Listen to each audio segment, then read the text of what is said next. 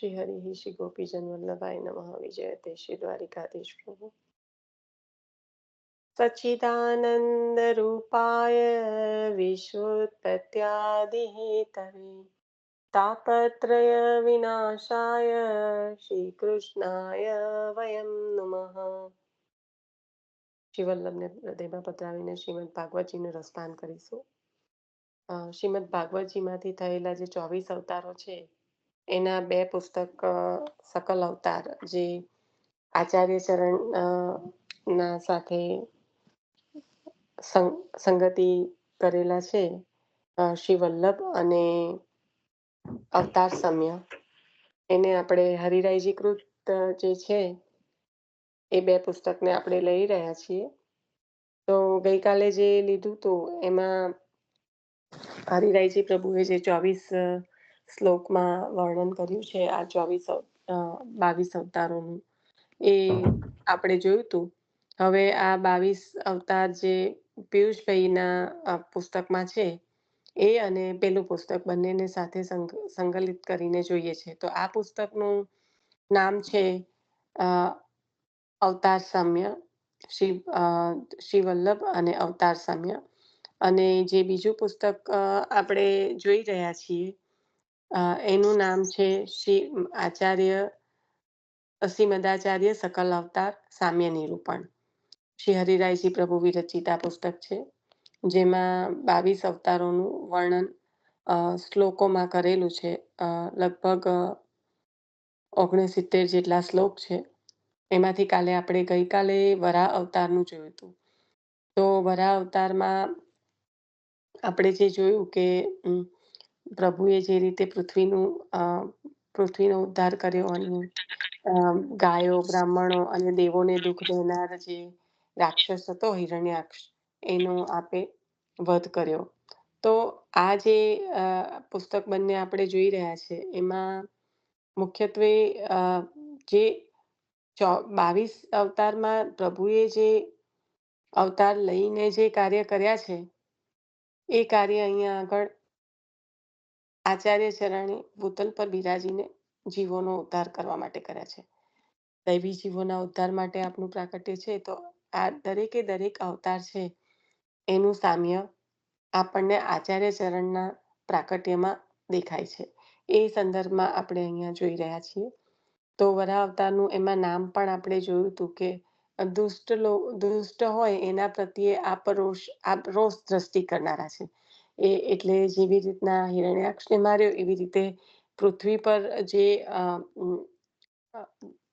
દુષ્ટોના કારણે ભક્તોનો દ્વેષ કરનારાઓ જે હતા એમને હણીને આપે ભક્તિનો ઉદ્ધાર કર્યો, કારણ કે ભક્તિ ક્ષીણ થવા માંડી હતી આ દુષ્ટોના સમુદાય જે ભક્તોને કનડગત કરતા હતા। તો આવા જે ભક્તોના દ્વેષ કરનારા છે એના પ્રત્યે આપ રોષ વૃત્તિ રાખનારા છો, એટલે રોષત્કપાત સંપ્લુષ્ટ ભક્ત તીડ, એ નામ આપણે કહ્યું કે જે ભક્તોના દ્વેષીઓ છે એમના પ્રત્યે આપ રોષ દ્રષ્ટિના નિષ્પેક્ષથી આપે એમનો નાશ કર્યો છે। અને આપણે જોયું છે કે દ્રષ્ટિ માત્રથી આપે જીવોને જેમ અંગીકાર કર્યા છે એમ આવા ભક્તોના દ્વેષીઓનો આપે નાશ પણ કર્યો છે। તો આપની દ્રષ્ટિ જે ભક્તોને દ્વેષ કરવા વાળી છે એના પર રોષ પૂર્વકની છે, એ આ નામ દ્વારા સમજાય છે। હવે આપણે આ જ પહેલું જે છે એ પેલા પિયુષભાઈ પરીખના પુસ્તકમાંથી લઈશું।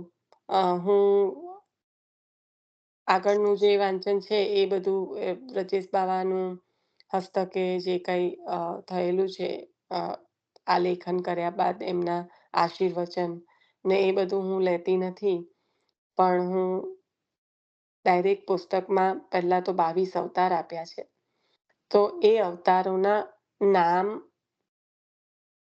આની સાથે અષ્ટોત્તર શતનામ સાથે જોડ્યા છે। તો આપણે પહેલો અવતાર વરાહ અવતાર ખરેખર તો સંકાદિક અવતાર છે પહેલો। આ બીજા પુસ્તકમાં ભલે વરાહ અવતારથી શ્લોક ચાલુ થયો છે, પણ પહેલો અવતાર જે છે એ સંકાદિક છે, જે આપણે અવતારના એમાં ક્રમમાં જોઈ ગયા છે, બરાબર ને।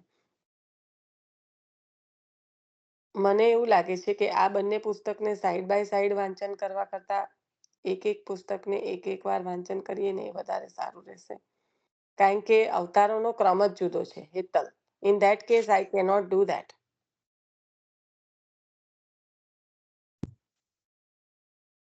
કારણ કે કન્ફ્યુઝન થાય બધાને.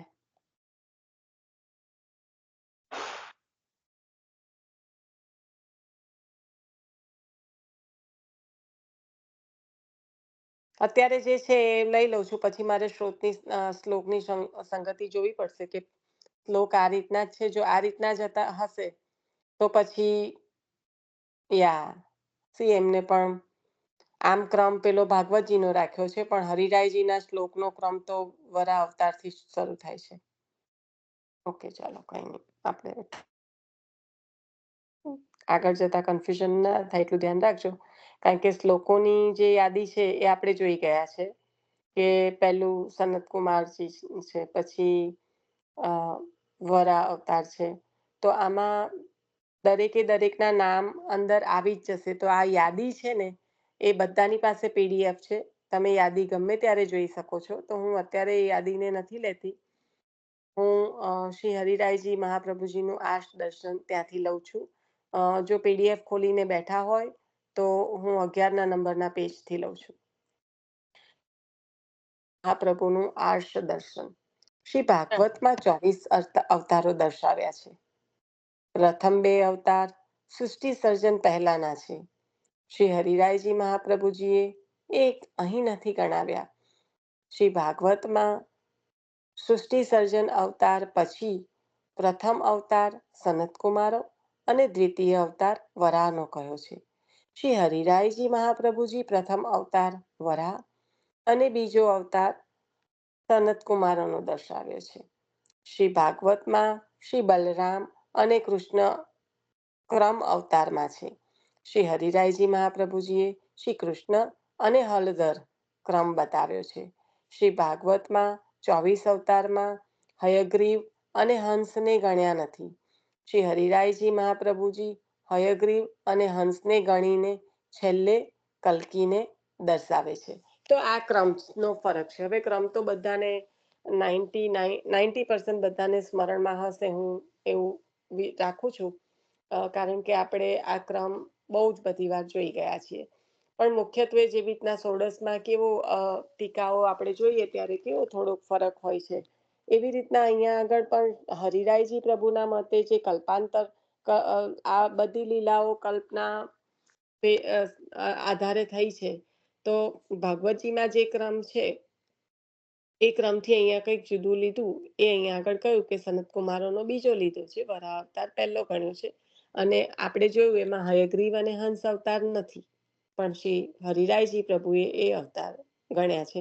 અને એવી રીતના કૃષ્ણ બલરામના અવતારમાં પણ ત્યાં બલરામ કૃષ્ણ કહ્યું છે, જ્યારે અહીંયા કૃષ્ણ હલધર. એટલે આ રીતનો આટલો બેઝિક ફરક ભાગવતજીમાં અને શ્રી હરિરાયજીનું જે આ છે એમાં છે. શ્રી હરિરાયજી મહાપ્રભુજી વિરચિત શ્રીમદાચાર્ય સકલ અવતાર સામ્ય રૂપ નિરૂપણ ગ્રંથ વિશે. આ ગ્રંથમાં 69 શ્લોક છે.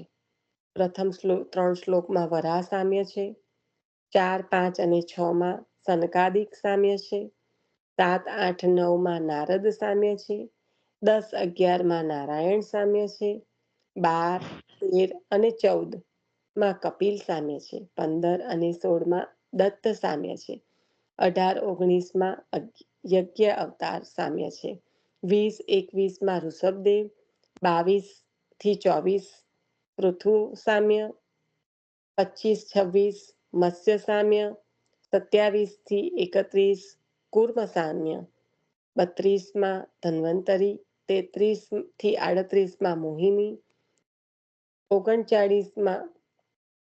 39મો શ્લોક ગદ્યમાં છે, તેમાં નૃસિંહ સામ્ય છે.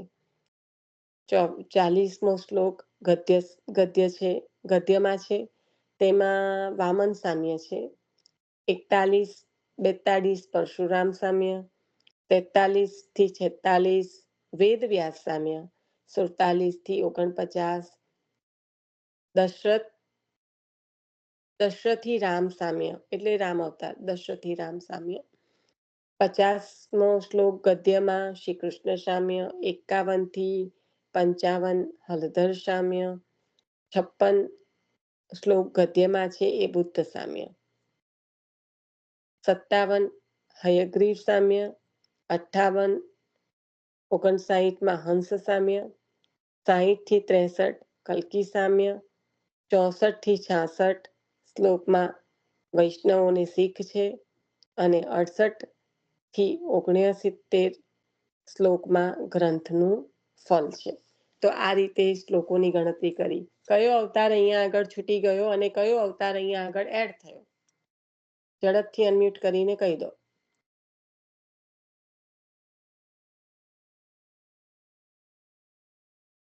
ચાલશે, ચલો આપણે આગળ વધીએ. છૂટ્યું કશું નથી, પણ એડ થયું છે હયગ્રીવ અને હંસ અવતાર. બરાબર.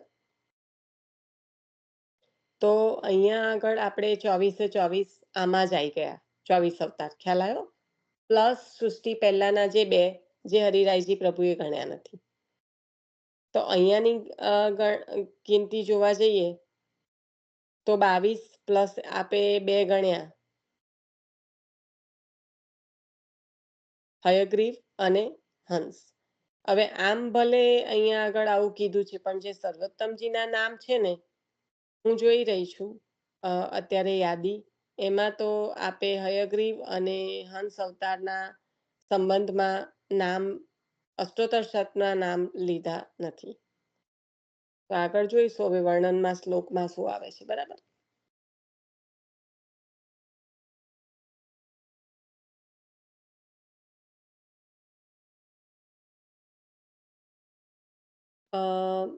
આપણે જે અણુક્રમણિકા છે અહીંયા આગળ, એમાં શ્રી સુબોધિનીજીમાં અવતાર વ્યાખ્યા, એટલે અહીંયા આપણે ચાલુ કરીએ કે શ્રી વલ્લભ અને અવતાર સામ્ય.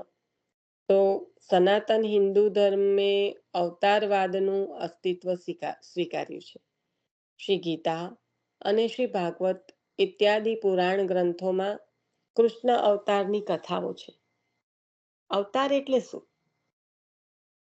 સાર્થ ગુજરાતી જોડણી કોષ પ્રમાણે અવતાર એટલે નીચે ઉતરવું, અવતરણ થવું, રાઈટ?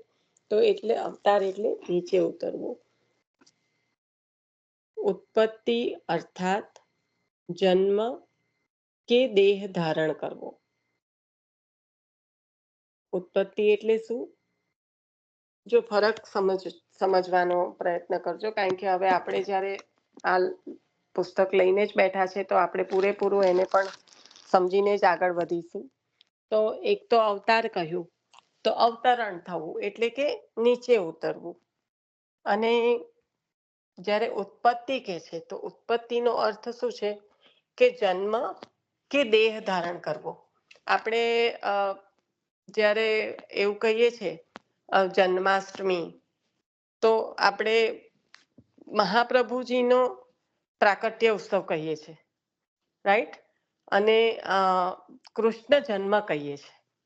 ખ્યાલ આવે છે? આ શબ્દોનો ઘણો નાનો નાનો ભેદ હોય છે, પણ એ જ આપણને એની જે મુખ્યતા છે એ સમજાવે છે કે પ્રભુએ દેહ લઈને, આપણે જોયું કે આ પ્રભુ છે તો પછી કેમ દેવકીજીના ગર્ભમાંથી સામાન્ય બાળકની જેમ પ્રકટ થયા, એવું આપણે આગળ ભાગવતજીમાં જોઈ જ ગયા. કારણ કે ત્યાં આગળ પ્રભુનું તાત્પર્ય આ દેહ ધારણ કરીને પૃથ્વી પર પ્રકટ થવાનું છે, એટલે અવતાર એ રીતે લીધો છે. અને એમાં આપણે બોલીએ છીએ કૃષ્ણ જન્માષ્ટમી.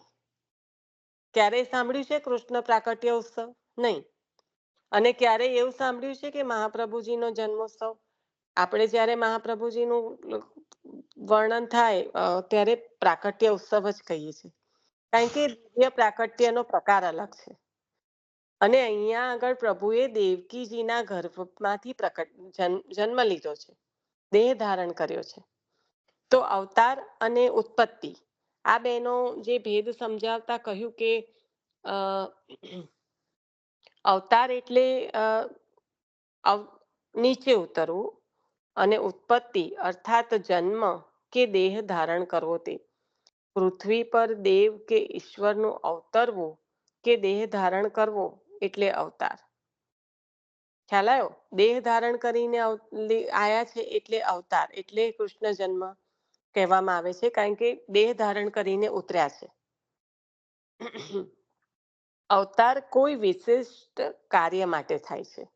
એ જ માટે પ્રભુએ દેહ ધારણ કર્યો છે કે કોઈ વિશિષ્ટ કાર્ય કરવાનું છે. એ પછી કોઈ પણ અવતાર હોય. અવતાર શ્રી મહાપ્રભુજી શ્રી ભાગવત પ્રકરણમાં સમજાવે છે કે ભગવાનનો આવેશ પણ થાય છે અને ભગવાનનો અવતાર પણ થાય છે. આ બંનેમાં ભગવાનનો જ આવિર્ભાવ છે. ભગવાનનો આવિર્ભાવ સત્વવાળા શરીરમાં જ થાય છે. સત્વના શુદ્ધ અને અશુદ્ધ બે ભેદ છે. અશુદ્ધ સત્વ એટલે કે સત્વ સાથે રજસ વગેરે ગુણો ભળે છે. શુદ્ધ સત્વ એટલે સદા માત્ર સત્વવાળા જ. આપણે ભગવતજીમાં બહુ સારી રીતે જોઈ ગયા છે શુદ્ધ સત્વાત્મક આપનું સ્વરૂપ. આપનો જે દેહ છે તો એ આપ ધારણ કરે છે તો કેવો છે? શુદ્ધ સત્વાત્મક. ત્યાં આગળ કોઈ પણ પ્રકારના ગુણોની મિલાવટ નથી. એ શુદ્ધ સત્વ. જ્યારે પ્રકૃતિના ગુણો જે માયાથી પ્રકટ થયા છે, સત્વ, તમસ અને રજસ, એ ગુણો જ્યારે સત્વમાં ભળી જાય ત્યારે અશુદ્ધ સત્વ થઈ જાય છે. તો ભગવાનનો આવિર્ભાવ સત્વ વાળા શરીરમાં જ થાય છે. અને સત્વના જે બે પ્રકાર છે, શુદ્ધ અને અશુદ્ધ, તો આવેશ હોય, આવેશ અશુદ્ધ સત્વવાળા દેહમાં જ્યારે સત્વ ગુણ જ પ્રકટ્યો હોય અને તેમાં થતો ભગવાનનો આવિર્ભાવ હોય તે આવેશ. બહુ સુંદર રીતે અહીંયા આગળ કહ્યું. કારણ કે આવેશ અવતાર આપણે આગળ પણ અવતારમાં જોઈ ગયા કે આવેશ અવતાર કોણે કહેશો? તો એ જે કાર્ય કરવા માટે પ્રકટ થયા છે અને એનો જે આવેશ આવ્યો છે એ આવેશ પૂરતું જ એમાં એ પ્રભુનો એ રહેશે આવિર્ભાવ, અને પછી પ્રભુમાં સમાઈ જશે. તો અહીંયા પ્રભુ તો છે જ, આવેશ અવતારમાં પ્રભુ તો છે જ, પણ પ્રભુનો આવિર્ભાવ એ કાર્ય પૂરતો ત્યાં આગળ છે. પછી એ સમાવિષ્ટ થઈ જશે. એ આવેશ આપણે કહીએ ને કે મને આવેશ આવ્યો અને મેં આ કામ કરી લીધું ને પછી એ જ આવેશ સમાવિષ્ટ થઈ ગયો, એટલે એ કાર્ય પૂર્ણ થઈ ગયું ત્યારે. તો એવી જ રીતના જે આવિર્ભાવ ભગવાનનો છે, પણ અહીંયા આગળ જ્યારે કહ્યું કે આવેશ અવતારમાં આચાર્ય ચરણ જે ભાગવતાર્થ પ્રકરણમાં કહી રહ્યા છે કે આવેશ અવતાર અને પ્રભુનો અવતાર બંનેમાં ભગવાનનો જ આવિર્ભાવ છે. પણ ભગવાનનો આવિર્ભાવ જ્યારે સત્વવાળા શરીરમાં જ થાય, ભગવાનનો આવિર્ભાવ તો આપણે જોયું, પણ આવેશ તો અવતાર તો આપણે જોયું. હવે કે છે આવેશ. તો અશુદ્ધ સત્વવાળા દેહમાં જ્યારે સત્વગુણ જ પ્રકટ્યો હોય અને તેમાં થતો ભગવાનનો આવિર્ભાવ છે તે આવેશ. તો અવતાર છે એ શુદ્ધ સત્વવાળા શરીરમાં જ મળે. ભગવાનનો આવિર્ભાવ સત્વવાળા શરીરમાં થાય, પણ સત્વના શુદ્ધ બે પ્રકાર બતાયા, શુદ્ધ અને અશુદ્ધ.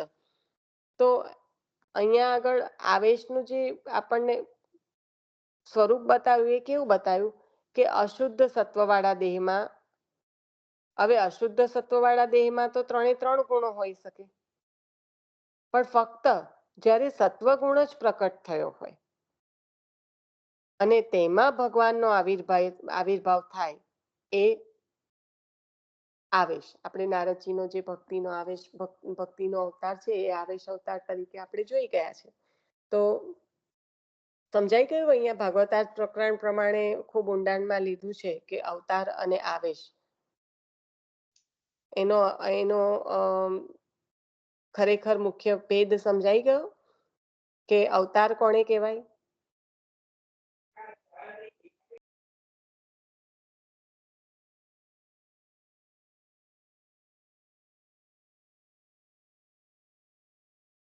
નીચે અવતારે તેનો અવતાર કહેવાય, જન્મ લઈને. ના ના ના, એવું નથી. કહું છું કે આવેશ અને એમાં ખ્યાલ આવી ગયો કે આવેશ અવતાર પણ ભગવાનનો જ આવિર્ભાવ છે અંદર, પણ ભગવાનનો આવિર્ભાવ શુદ્ધ સત્વ જે સત્વવાળા શરીરમાં થાય છે. પણ સત્વના બે પ્રકાર કર્યા, શુદ્ધ સત્વ અને અશુદ્ધ સત્વ. તો શુદ્ધ સત્વ એટલે સદાય માત્ર સત્વવાળા જ હોય, એમાં બીજા કોઈ ગુણોની મિલાવટ ના થઈ હોય. જ્યારે અશુદ્ધ સત્વમાં સત્વ તમસ રાજસ એ ગુણોની મિલાવટ થાય. પણ જ્યારે આવેશ અવતાર થાય ત્યારે અશુદ્ધ સત્વવાળા દેહમાં ખાલી કયો ગુણ પ્રકટ્યો હોય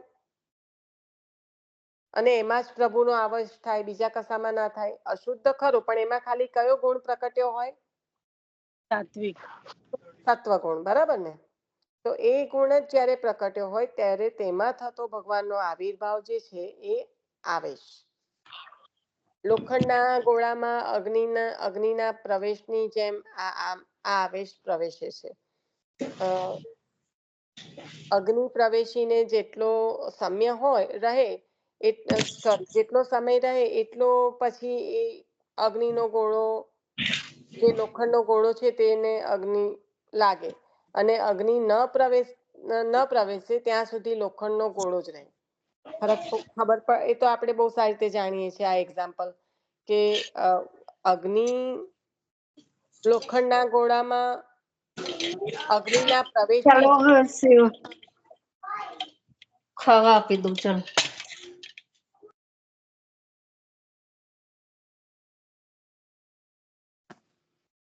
લોખંડના ગોળામાં અગ્નિના પ્રવેશની જેમ આ આવેશ છે.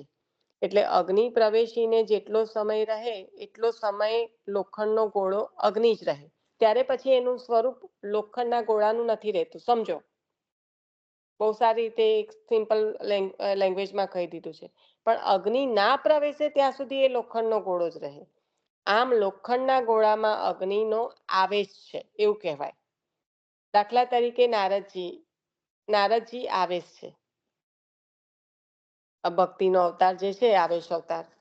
તો જ્યારે પ્રવેશ થાય ત્યાં સુધી એનો એ રહે, અને ના હોય ત્યારે પછી એ ફક્ત લોખંડનો ગોળો જ રહે. એટલે એનું સ્વરૂપ ઓરિજિનલ જે છે એમાં જો અગ્નિનો પ્રવેશ થાય એટલે કે આવેશ આવે ત્યારે જ એ જે પણ કાર્ય કરવા માટે આવિર્ભાવ થયો હોય એ કરે, અને નહીં પછી સમાવિષ્ટ થઈ જાય. અવતાર, હવે આવેશનું કહ્યું, હવે અવતારનું કહે છે. તો અવતાર શું છે? તો શુદ્ધ સત્વ જ માત્ર રહેતું હોય તેવા દેહમાં ભગવાનનો આવિર્ભાવ એ અવતાર કહેવાય છે. અહીંયા કોઈ પણ ગુણો, કારણ કે પ્રભુને આધીન ગુણો છે, પ્રભુ ગુણોને આધીન નથી. એટલે અહીંયા આગળ શુદ્ધ સત્વાત્મક જે છે એ જ પ્રભુનું સ્વરૂપ. એટલે શુદ્ધ સત્વ જ માત્ર રહેતું હોય તેવા દેહમાં પ્રભુનો આવિર્ભાવ એ અવતાર કહેવાય. એક રાજા તેની રાજધાનીના તેના મહેલમાં પણ રહે છે, ફરતા ફરતા કોઈક સ્થળે જાય અને ત્યાં રહેવા માટેના મકાનમાં પણ રહે છે. આ બંને પ્રકારના રહેઠાણો મહારાજ જ્યાં સુધી રહે ત્યાં સુધી મહારાજના જ ઘર ગણાય છે. આવેશવાળામાં જ્યાં સુધી ભગવદ આવેશ હોય ત્યારે અવતાર, અને આવેશમાં ભેદ રહેતો નથી. બંનેમાં એકબીજાથી કોઈ વિશેષતા નથી, તેથી આવેશ અવતાર સમાન ગણ્યા છે. આવેશને કેમ અવતાર સમાન ગણ્યા? તો આ રાજાનું એક્ઝામ્પલ આપીને કહી દીધું કે બંને જગ્યાએ રહે તો ત્યાં સુધી એ રાજાનું ઘર જ કહેવાય, કારણ કે બંને જગ્યાએ રાજા રહેતા હોય છે. તેવી રીતના આવેશવાળામાં જ્યાં સુધી ભગવદ આવેશ હોય ત્યારે અવતાર અને આવેશમાં કોઈ ભેદ રહેતો નથી, કારણ કે એમાં ભગવદ કોઈ કાર્યના અર્થે આવેશ આવ્યો છે તો ત્યારે એ ભગવદ અવતાર જ કહેવાય છે. આપણે નારદજીનો અવતાર છે તો આપણે અવતાર જ કહીએ છીએ ભગવાનનો. પછી એમાં કોઈ ભેદ રહેતો નથી, કારણ કે જ્યાં સુધી આવેશ છે ત્યાં સુધી ભગવદ અવતાર છે જ. એટલે બંનેમાં એકબીજાથી કોઈ વિશેષતા નથી, તેથી આવેશ અવતાર કહે છે. શ્રી સુબોધિનીજીમાં અવતાર વ્યાખ્યા. શ્રી મહાપ્રભુજી આજ્ઞા કરે છે, અવતરણમ વતાર. ઓકે. અવતરણમ વતારઃ વ્યાપી વૈકુંઠાદ ભાગવત પ્રપંચે સમાગનમ. સુબોધિનીજીની કારિકામાંથી એક શ્લોકમાંથી આ છે, જેમાં કહ્યું કે અવતરણમ વતારઃ વ્યાપી વૈકુંઠાદ ભગવતઃ પ્રપંચે સમાગનમ. અવતરવું તે અવતાર, વ્યાપી વૈકુંઠમાંથી પ્રભુનું પ્રપંચ એટલે કે જગતમાં આગમન. સમાગનમ જે કહ્યું એમાં પ્રપંચે સમ આગનમ એટલે કે આગમન, એ રીતના અહીંયા આગળ શબ્દ છે. મને થોડુંક મિસ્ટેક લાગે છે પ્રિન્ટિંગમાં. પ્રપંચે સમાગમન જ હોય, નમ ન હોય, પણ લેટ્સ હવે સંસ્કૃતના વિષયમાં આપણે પણ ખ્યાલ આવી ગયો કે અવતરવું એટલે અવતાર, અને વ્યાપી વૈકુંઠમાંથી જ્યારે પ્રપંચ જગતમાં આપનું આગમન થાય તે જ અવતાર. તો ભગવાન ભક્તોના દુઃખ દૂર કરવા પધારે છે. દુઃખ બે પ્રકારના છે, બહારના અને અંદરના. ભગવાનની શક્તિઓ અસંખ્ય અને અચિંતનીય છે. તેમાં મુખ્ય બે શક્તિઓ છે, જ્ઞાન શક્તિ અને ક્રિયા શક્તિ. આથી ભગવાન બે પ્રકારના અવતારો ધારણ કરે છે. તો અસંખ્ય શક્તિઓ છે અને અચિંતનીય છે, પણ એમાં જે બે છે એના આધારે પ્રભુ બે પ્રકારના અવતારો ધારણ કરે છે. અને આપણે હમણાં જ જોઈ ગયા હતા ગઈ પરમ દિવસે જ કે કેમ કૃષ્ણ અવતારને પૂર્ણ અવતાર કહ્યો છે.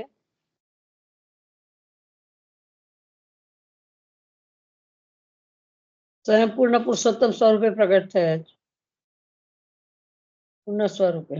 હા, પણ પૂર્ણ અવતાર કેમ છે એની તો વાત પૂછું છું. પૂર્ણ સ્વરૂપે પ્રકટ થયા છે એવું કેવી રીતે ખબર પડી?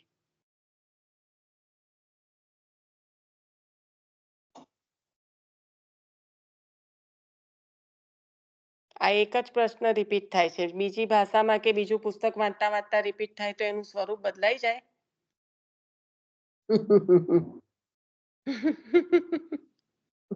સારું થયું હસ્યા, નહીં તો મારું હમણાં ઉપર ચડવાનું હતું.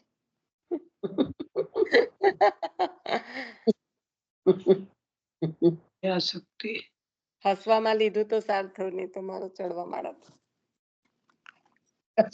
ચડાય ફેર પડે છે.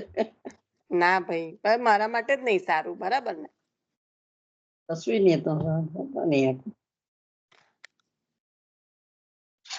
ચાલો બોલો, નહીં તો અહીંયાથી શ્રીજી બાબાને પગે લાગીને શ્રી વલ્લભનું નામ લઈને ફરી વાંચન કરો, ઊંઘી જાઓ.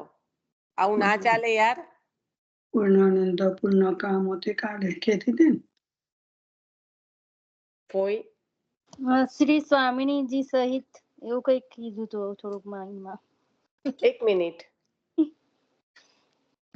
ઓકે, બોલો બોલો, હું સાંભળું જ છું. ના ના ના, યાદ કરવાનો પ્રયત્ન કરું છું પણ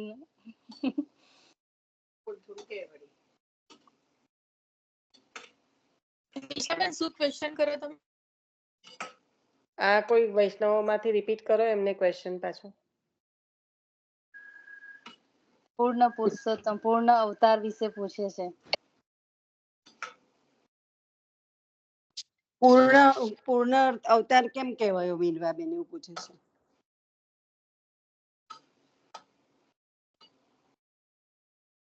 વીરવાબેન, આગળનું સાંભળ્યું ના હોય ને તો થોડું કનેક્ટ થતા વાર લાગશે, પણ આ બધા તમને સમજાઈ દેશે, વાંધો નહીં. એટલે કૃષ્ણનો અવતાર પૂર્ણ અવતાર કેમ કીધું એમ?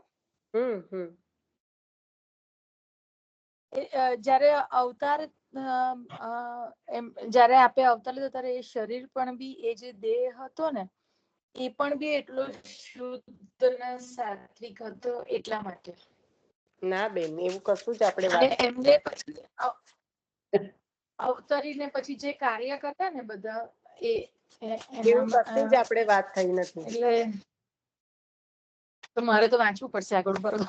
તમે લોકો વાંચો કે મનન કરો. મને અત્યારે હું શબ્દ બોલી ગઈ છું એટલે મને અત્યારે I am not happy at all. કારણ કે હું આઉટ ઓફ ધ પોકેટ તો પૂછતી જ નથી. હું અંદર વાંચન કરી રહી છું ને વાંચતા પૂછી રહી છું તમને લોકોને. તમે બધા બહુ જ બિઝી હો છો સત્સંગ સાંભળતા હશો ત્યારે.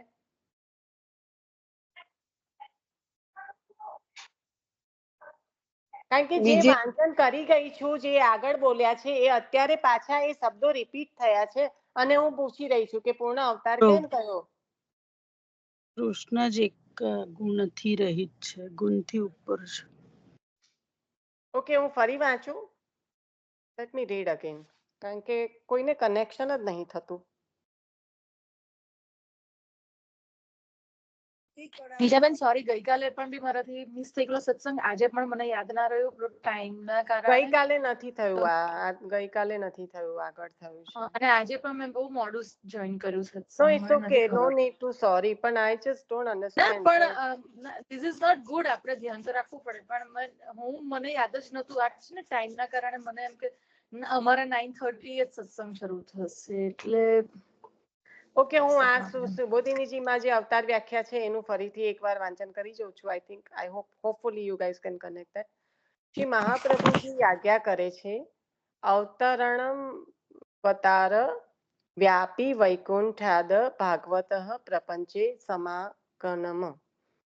અવતરવું તે અવતાર, વ્યાપી વૈકુંઠમાંથી પ્રભુનું પ્રપંચ જગતમાં આગમન. ભગવાન ભક્તોના દુઃખ દૂર કરવા પધારે છે.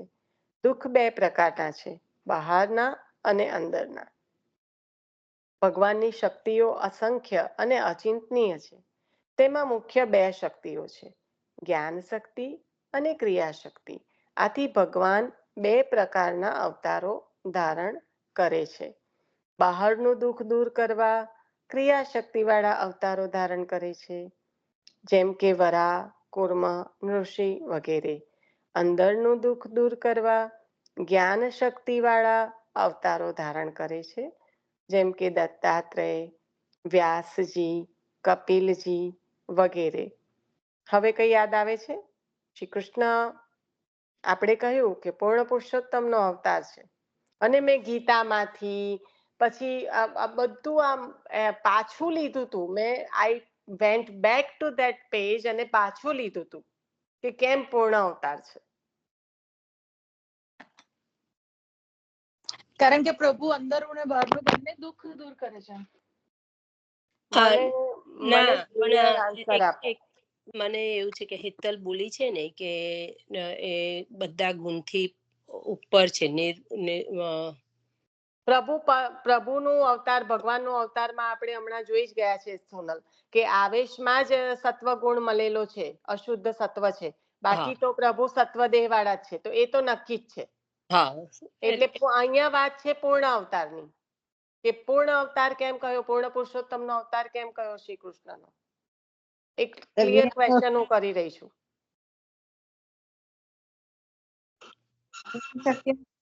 અને હું આ કોઈ તમારી પરીક્ષા નથી લઈ રહી, પણ આ તો કોન્સેપ્ટ છે કે જે તમને ખ્યાલ ક્લિયર હોય તો તમને બહુ જ સુંદર રીતે આપણા જ પ્રભુનું સ્વરૂપ, આપણે જે સેવ્ય સ્વરૂપ છે એને જ આપણે તો એ કરીએ છીએ. આપણે કે આની કોઈ પરીક્ષા નથી લેતા, પણ આપણા સેવ્યનું સ્વરૂપ નું શું છે, કેમ આટલું બધું એ છે એની વાત છે. નિશા, હું વાત કરું કેમ કે એમને જે બોલું. હા, બોલો બોલો. હું મને છે ને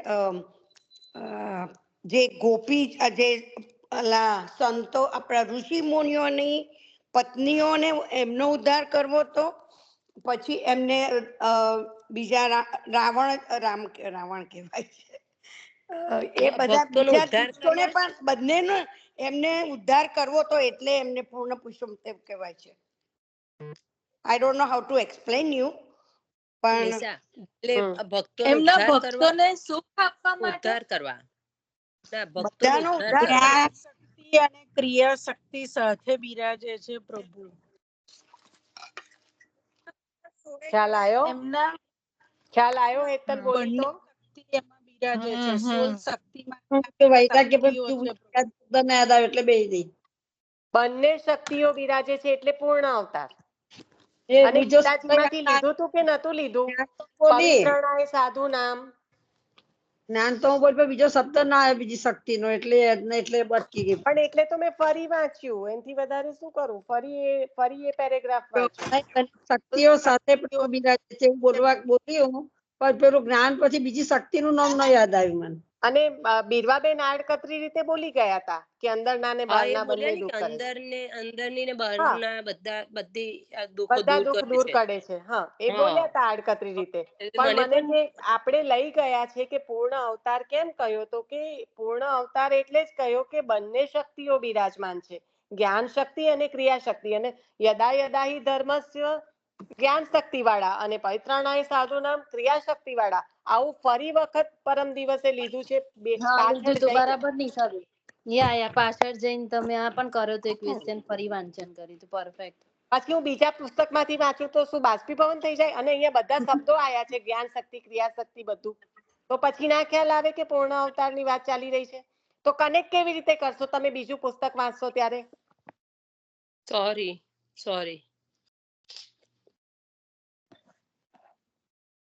45 મિનિટ્સ ગીવ યોરસેલ્ફ અ ટાઈમ, નહીં તો તમે લોકો એ ટાઈમને વેસ્ટ કરી રહ્યા છો. મને શક્તિઓનું બીજી શક્તિનું નામ ન યાદ આવ્યું બકા, એટલે મેં શક્તિ બોલી. જ્ઞાન શક્તિ તો કરી પણ એ શક્તિથી પૂર્ણ છે એટલે પ્રભુ પૂર્ણ અવતાર કહેવાય છે. પણ બીજી શક્તિનું નામ ભૂલી ગઈ, ક્રિયા શક્તિનું નામ ન યાદ આવ્યું. આઈ નો હોય, પણ આપણે તમારા સિવાય હું ને મારા સિવાય બેને કાઢી નાખું તો 21 જણ બીજા પાર્ટિસિપેશન છે. હા, મને એટલું યાદ આવ્યું, જ્ઞાન શક્તિ તો બોલી બકા, બીજી શક્તિનું નામ જ ના યાદ આવ્યું. ખોટું બોલતે નથી. હા હા, શું કહેવાય છે? કારણ કે આપણે માથે બિરાજમાન પૂર્ણ પુરુષોત્તમ સ્વરૂપની આપણે વાત કરી રહ્યા છીએ. શ્રી આચાર્ય ચરણના વચનોની સુબોધિનીજીની વ્યાખ્યામાંથી અત્યારે વાત કરી રહ્યા છે. ભાગવતજી જે વાંચન કરી રહ્યા છે એ સુબોધિનીજી આધારિત છે. તો એનાથી વધારે આપણે કઈ બીજું કશું લેવા જતા જ નથી. આજે આપણને આચાર્ય ચરણે આપ્યું છે ને આપણા માથે બિરાજેલા પ્રભુ છે એમનું જ સામર્થ્યની વાત કરી રહ્યા છે. તો આપણને ખ્યાલ આવે ને કે પૂર્ણ અવતાર કેમ છે. બહારનું દુઃખ દૂર કરવા ક્રિયા શક્તિ વાળા અવતારો ધારણ કરે છે. વરા, કુર્મ, ઋષિ વગેરે. એટલે પાછી 2-3 લાઈન વધારે વાંચી આ વખતે ફરી, કે ચલો એનાથી થોડો ખ્યાલ આવે. અંદરનું દુઃખ દૂર કરવા જ્ઞાન શક્તિ વાળા અવતારો ધારણ કરે છે. દત્તાત્રેય, વ્યાસજી, કપિલજી વગેરે. ક્રિયા શક્તિ વાળા અવતારો ક્રિયાથી અને જ્ઞાન શક્તિ વાળા અવતારો જ્ઞાનથી ભક્તોનો ઉદ્ધાર કરે છે. જ્ઞાન શક્તિ વાળા અવતારો જ્ઞાનથી ભક્તોનો ઉદ્ધાર કરે છે. એના માટે ગીતાજીમાં કયો શ્લોક વાપર્યો જે હું હમણાં બોલી ગઈ? યદા યદા હિ ધર્મસ્ય. ધર્મસ્ય. અને ક્રિયા શક્તિ માટે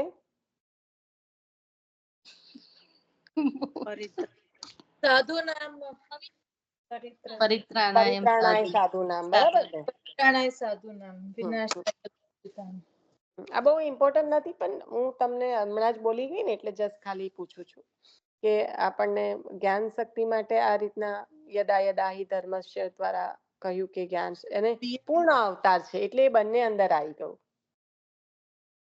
ગીતાજીમાં જ્યારે આપ બોધ કરી રહ્યા છે તો પૂર્ણ અવતાર સ્વરૂપે છે.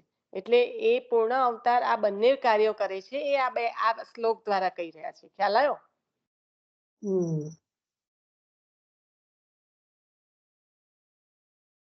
આ અવતારો સત્વગુણ વાળા દેહમાં રહેતા હોય સગુણ છે. જો જ્ઞાન શક્તિ વાળા અવતારો, ક્રિયા શક્તિ વાળા અવતારો, તો એ સત્વગુણ, એનાથી વધારે આગળનો કોઈ ગુણ જ્યારે પ્રભુનો આવિર્ભાવ આવે ત્યારે લાગુ પડતો નથી. પણ એ સત્વગુણ વાળા દેહમાં રહેવાથી સગુણ છે. જ્યારે પૂર્ણ પુરુષોત્તમ શ્રી કૃષ્ણ નિર્ગુણ ગુણથી પર છે, કારણ કે એ શુદ્ધ સત્વ દેહ વાળા છે. ત્યાં આગળ કોઈ પણ પ્રકારનો ગુણ લાગુ પડતો નથી. જ્યારે આ જે અવતારો છે, આપણે કહીએ ને કે પૂર્ણ અવતાર છે શ્રી કૃષ્ણ, પૂર્ણ પુરુષોત્તમ, આપણા માથે બિરાજતા સ્વરૂપ, તો એનું આપણને પૂરેપૂરું જ્ઞાન એ રીતે હોવું જોઈએ કે લીલા ભેદે સ્વરૂપ ભેદ એ બરાબર છે કે આપણે જ્યારે અનન્ય રહેવાનું છે તો કોઈને દ્વારકાધીશ પ્રભુમાં ખૂબ જ એટલે ખૂબ જ પ્રીતિ છે કે ખૂબ જ અનન્યતા છે, તો એને એ જ દેખાશે. તો એ તો લીલા, એ જે દસમ સ્કંદમાં આપે છે જે લીલાઓ કરી લીલા ભેદે સ્વરૂપ ભેદ છે. પણ અહીંયા આગળ જે આ 22 અવતારો 24 અવતારોની જ્યારે વાત ચાલી રહી છે, તો કે પૂર્ણ પુરુષોત્તમ આપણા જે પ્રભુ છે એ નિર્ગુણ છે, અને બાકી જે બધા અવતારો છે જે કાં તો જ્ઞાન શક્તિ વાળા છે, ક્યાં તો ક્રિયા શક્તિ વાળા છે. તો એના કારણે એ જે અવતારો છે એ જે દેહ ધારણ કરી રહ્યા છે અવતરવા માટે, એ દેહમાં સત્વ ગુણ છે. તો ગુણથી પર નથી, સગુણ છે.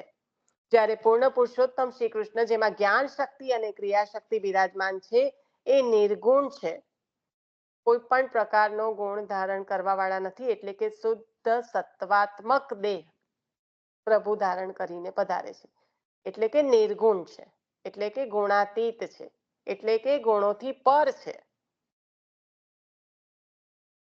ખ્યાલ આવી ગયો?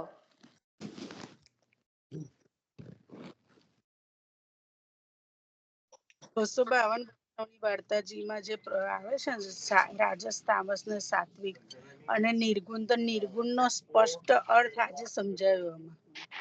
નિર્ગુણ નો સ્પષ્ટ અર્થ તો કેટલી બધી વાર આપણે લઈ લીધો છે.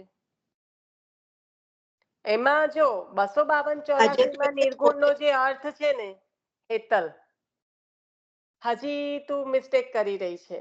84 વૈષ્ણવ નિર્ગુણ છે, બરાબર? અને 252 છે એ ગુણ સહિત બિરાજે છે, બરાબર છે? હા, એટલે નિર્ગુણ નો હા, હવે નિર્ગુણ નો અર્થ ત્યાં શું લઈશ? ત્યાં શું લઈશું નિર્ગુણ નો અર્થ?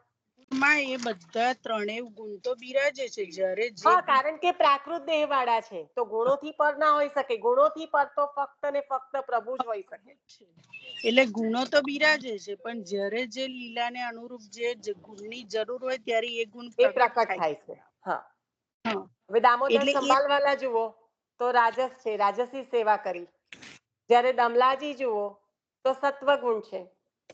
તો આ જે છે એ ગુણોથી રહિત નથી, કારણ કે પ્રાકૃત દેહ લઈને બિરાજેલા છે ભગવદીઓ. પણ નિર્ગુણ એટલે કહ્યા કે જ્યારે પ્રભુના સુખાર્થે, ગુણ પણ ક્યારે પ્રકટ થાય છે? પ્રભુના સુખાર્થે ગુણ પ્રકટ કરે છે, એવું સામ્ય છે. અને 252-84 છે એ 252 છે એ સગુણ છે, જ્યારે 84 છે એ નિર્ગુણ છે. અહીંયા જે નિર્ગુણ ની વાત ચાલે છે, તો પ્રભુ જે દેહ ધારણ કરીને પ્રકટ થયા છે, એ દેહમાં કોઈ પણ પ્રકારનો ગુણ બિરાજતો નથી. શુદ્ધ સત્વાત્મક દેહ ધારણ કર્યો છે. જ્યારે અશુદ્ધ સત્વાત્મક, જે અશુદ્ધમાં કયો ગુણ મળેલો છે? જે આ બધા અવતારો છે એ અશુદ્ધ સત્વ વાળા છે, પણ એમાં એક જ ગુણ બિરાજમાન છે, અને એ કયો છે? સત્વ ગુણ. તો આ અવતારો સત્વ ગુણ વાળા દેહમાં રહેતા હોય, સગુણ છે. માત્ર શ્રી કૃષ્ણ જ ગુણોથી પર એટલે કે નિર્ગુણ છે. શ્રી મહાપ્રભુજીથી શ્રી ભાગવતાર્થ પ્રકરણમાં ભગવાનના અવતારોની ગણના કરાવે છે. મત્સ્ય, કૂર્મ, વરાહ, સિંહ, વામન, પરશુરામ, મન્વંતરમાં થયેલા અવતારો, કોને આ પિલાની સામે જ વ્યાસ, બિચારો જાય ને બુદ્ધ, આ લાલ વાળો તારી જવા દે. અડધો તો આવી ગયો, હવે જવા છૂટકો જ નથી.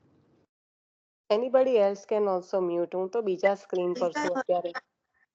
એમનો અવાજ સંભળાય છે પણ એ ઓલરેડી મ્યુટ છે નિશા. ઓકે, એ મ્યુટ જ બતાવે છે. હા, બતાવે છે mute. I was trying to open but કારણ કે મારે બીજો સ્ક્રીન ઓપન છે ને એટલે મને નથી. ના નિશા, એ મ્યુટ જ બતાવે છે. હા હંસામાસી તમારું ફરી નીકળીને મ્યુટ કરજો ને. કઈ વાંધો નહીં, હવે આપણું પતવા જ આવ્યું છે, પૂર્ણ થશે અહીંયા આગળ. આપણે આટલા અવતારોનું લઈ લઈએ કે મ્યુટ ફરી કરવું. ઓકે. શ્રી પણ મહાપ્રભુજી મારે નિશાને ભાગવતાર્થ ક્વેશ્ચન છે. નિશા, તું પહેલા જે પાછળથી બોલી ને પૂર્ણ પુરુષોત્તમ નું હી ઇઝ નિર્ગુણ, અને એ મને મારું મિસ થઈ ગયું છે. સમજાય? નિર્ગુણ એટલે ગુણોથી પર. ત્યાં કોઈ સત્વ રજસ તમસ કોઈ ગુણ બિરાજતા નથી. માસી હંસાટી સમજી. એટલે પૂર્ણ પુરુષોત્તમ માં કોઈ ગુણ બિરાજતા નથી. એટલે એમનો જે દેહ છે એ સત્વ, શુદ્ધ સત્વ. અહીંયા આપણે વાત કરીને શુદ્ધ સત્વ દેહ ધારણ કરીને પ્રભુ જ્યારે પધારે છે, અને જે આ અવતારો છે ને એ અવતારો નો અશુદ્ધ સત્વ ગુણ છે, પણ એ અશુદ્ધિમાં ખાલી એક જ ગુણની મિલાવટ છે, કે સત્વ ગુણ. બાકી કોઈ ગુણ બિરાજતા નથી આ જે અવતારો છે એમાં પણ. ઓકે. શ્રી મહાપ્રભુજી શ્રી ભાગવતાર્થ પ્રકરણમાં ભગવાનના અવતારોની ગણના કરાવે છે.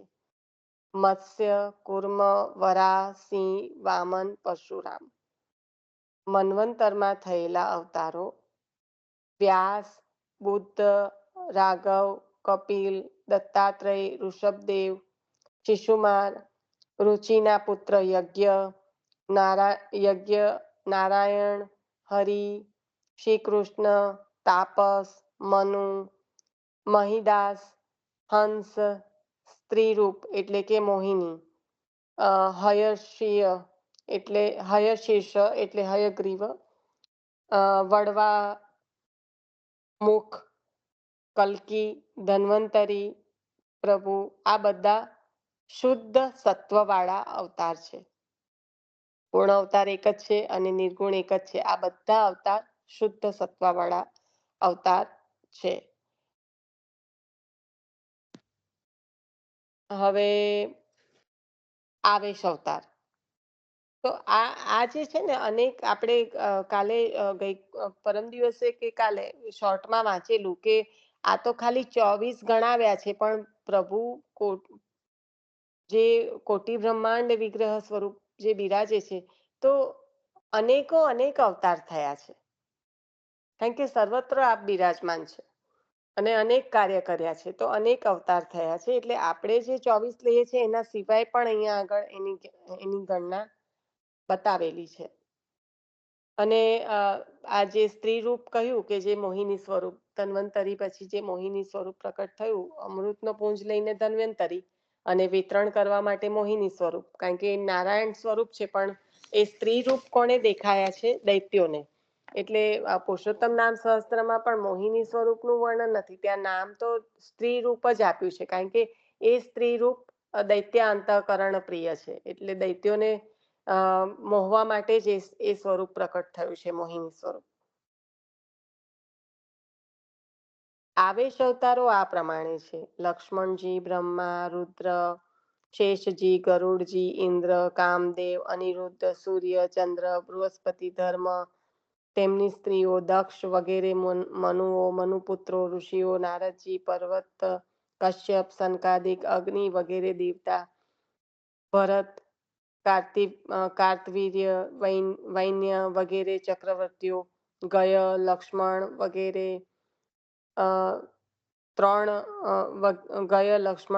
ત્રણ, રોહિણી નંદન, રૂકમણી પુત્ર પ્રદ્યુમન, તેમનો પુત્ર અનિરુદ્ધ, નર ફાલ્ગુન વગેરે આવેશવાળા. આ બધા જ અવતારો આચાર્ય ચરણે આ ભગવતાર્થ પ્રકરણનું અહીંયા આગળ લખ્યું છે, પણ જે આપણે પુરુષોત્તમ નામ શાસ્ત્રમાં બધા જ અવતારો લઈ લીધા છે, આવરણ કરી લીધું છે.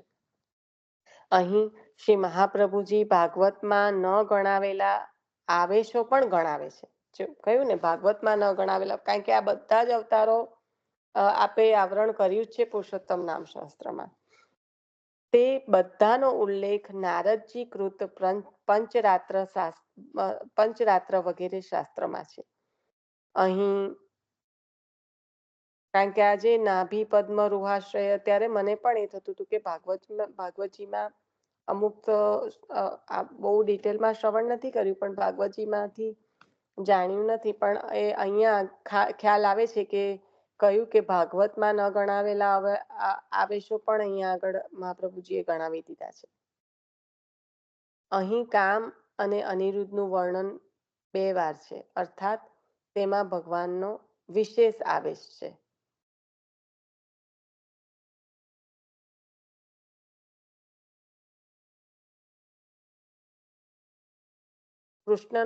કૃષ્ણને અવતાર પણ કહ્યા છે. શ્રી મહાપ્રભુજી દર્શાવે છે કે જ્ઞાન શક્તિ અને ક્રિયા શક્તિ એમ ઉભય શક્તિ વાળા શ્રી કૃષ્ણ પોતે જ ભગવાન છે. આવી ગયું પૂર્ણ અવતાર પાછું, ઉભય શક્તિ, બરાબર. કૃષ્ણને પણ અવતાર કહ્યા છે, પણ ફરક શું છે? તો શ્રી આચાર્ય ચરણ દર્શાવે છે કે જ્ઞાન શક્તિ અને ક્રિયા શક્તિ એમ ઉભય શક્તિ વાળા શ્રી કૃષ્ણ પોતે જ ભગવાન છે, અને એટલે પૂર્ણ અવતાર કહ્યા.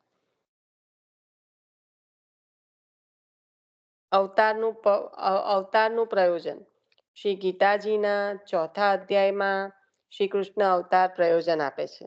યદા યદા હિ ધર્મસ્ય ગ્લાનિર્ભવતિ ભારત અભ્યુત્થાનાત ધર્મસ્ય તદાત્મનમ સૃજામ્યહમ પવિત્રાણાય સાધૂનાં વિનાશાય દુષ્કૃતામ ધર્મ સંસ્થાન અર્થાય સંભવામી યુગે. ધર્મની હાનિ, અધર્મનું જોર વધે, સત્પુરુષોનું રક્ષણ કરવાનું હોય, દુષ્ટોનો વિનાશ કરવાનો હોય અને ધર્મની સ્થાપના કરવાની હોય, ત્યારે દરેક યુગમાં ભગવાન અવતાર લઈને પ્રકટ થાય છે. પણ આ બધું જ્યારે એક અવતાર કાર્ય કરે ત્યારે એ જ્ઞાન શક્તિ અને ક્રિયા શક્તિના સમન્વય વાળો જે પ્રભુનો પૂર્ણ અવતાર છે, એમને આ કાર્ય કરીને આ યુગમાં જ્યારે અવતરણ કર્યું ત્યારે આ રીતે ધર્મની સ્થાપના કરી. કેવી રીતે? અધર્મનું જોર વધ્યું એટલે સત્પુરુષોનું રક્ષણ કરવું પડે અને દુષ્ટોનો વિનાશ કરવો પડે. તો સત્પુરુષોનું રક્ષણ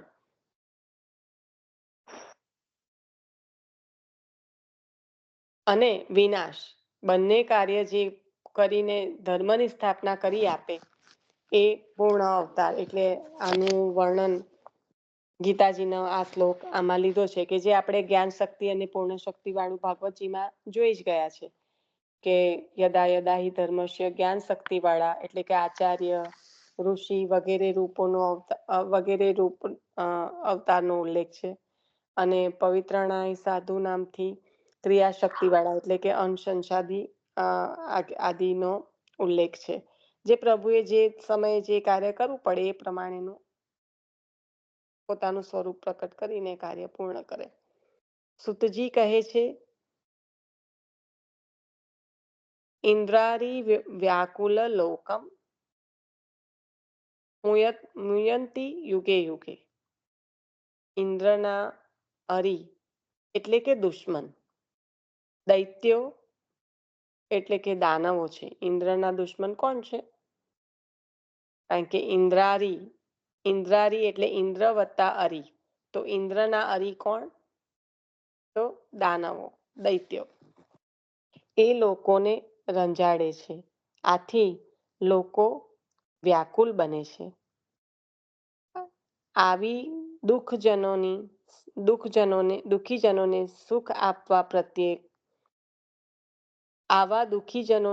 સુખ આપવા પ્રત્યેક યુગમાં પ્રભુ અવતાર લે છે. આ સુતજીના વચનો છે કે જ્યારે ઇન્દ્રના દુશ્મનો એટલે કે દૈત્યો જ્યારે આ રીતે લોકોને રંજાડે છે ત્યારે વ્યાકુલ બનેલા લોકોને, દુઃખીજનોને સુખ આપવા માટે પ્રત્યેક યુગમાં પ્રભુ પધારે છે.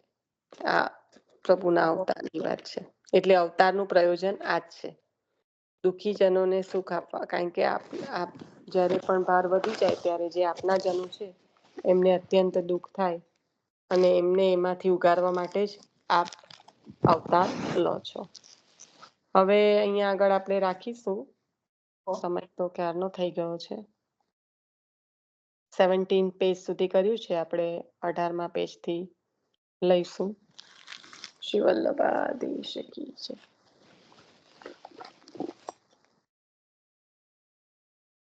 આશરો લઈ લેજો.